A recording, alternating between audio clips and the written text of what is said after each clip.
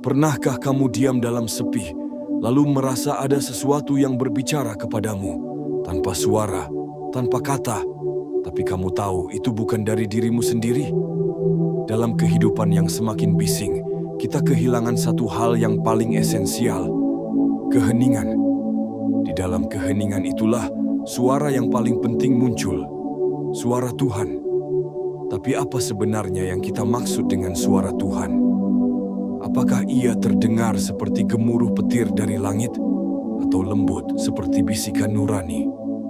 Dalam video ini, kita akan menelusuri suara itu. Bukan hanya dari agama, tapi dari filsafat, psikologi, hingga pengalaman manusia terdalam. Kita tidak akan mendefinisikan Tuhan. Kita akan merasakan kehadirannya lewat suara yang tak bisa dijelaskan, hanya bisa dialami. Kita terbiasa dengan kebisingan, media sosial, notifikasi, debat, opini. Tapi Tuhan tidak berteriak, Tuhan berbisik. Dan hanya mereka yang hening bisa mendengar. Rumi berkata, diam adalah bahasa Tuhan.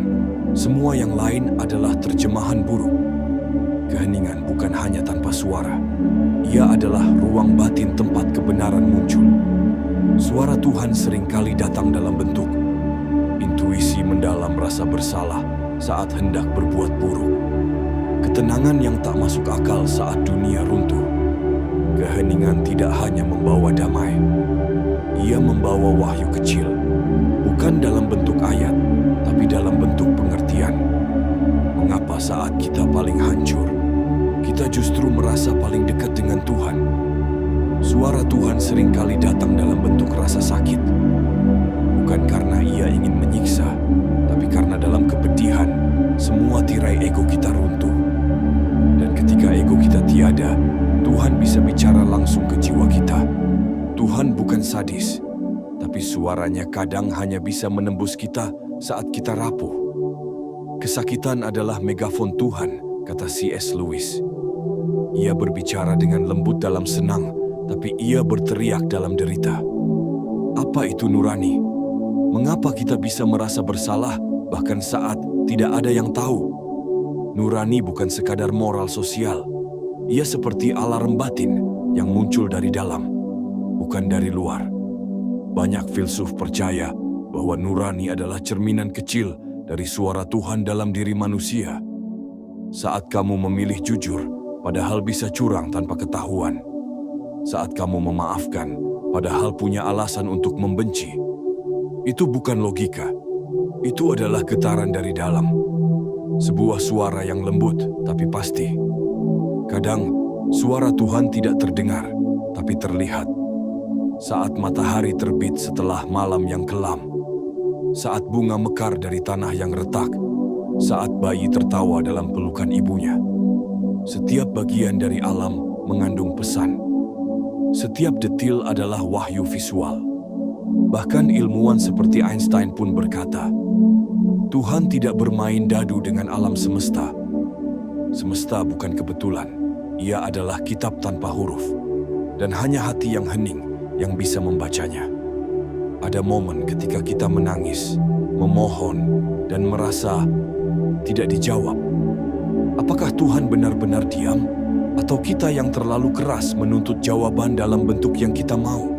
Seperti anak kecil yang tidak tahu mengapa ibunya tidak membiarkannya bermain di jalan.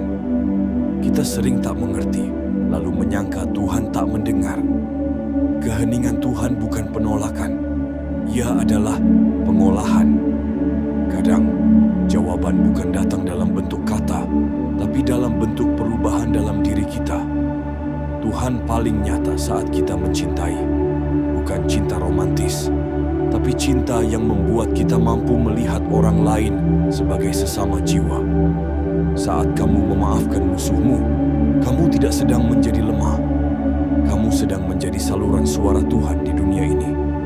Cinta adalah bentuk suara Tuhan yang paling universal. Ia tidak butuh agama, tidak butuh ritual. Ia hanya butuh hati yang terbuka. Tapi hati-hati, tidak semua yang terdengar dari dalam adalah suara Tuhan. Ada suara ego, suara ambisi, suara trauma. Bagaimana membedakannya? 1. suara Tuhan mengarah pada keheningan, bukan kegaduhan. 2. Ia mendorong kita untuk melepaskan, bukan menggenggam. 3. Ia membuat kita rendah hati, bukan merasa suci. Jika suara itu membuatmu merasa lebih besar dari orang lain, itu bukan Tuhan. Tuhan tidak pernah diam, tapi kita yang jarang diam untuk mendengarkannya. Ia berbicara lewat hati yang gelisah, lewat luka yang sembuh perlahan, lewat alam yang terus memberi, lewat nurani yang tak bisa dibungkam. Suara Tuhan bukan untuk dipahami, tapi untuk dirasakan. Dan dalam dunia yang penuh suara palsu, mari kita jadi jiwa yang kembali hening, agar suara itu bisa terdengar lagi. Tuhan tidak jauh, Ia hanya menunggu kamu berhenti berteriak dan mulai mendengar.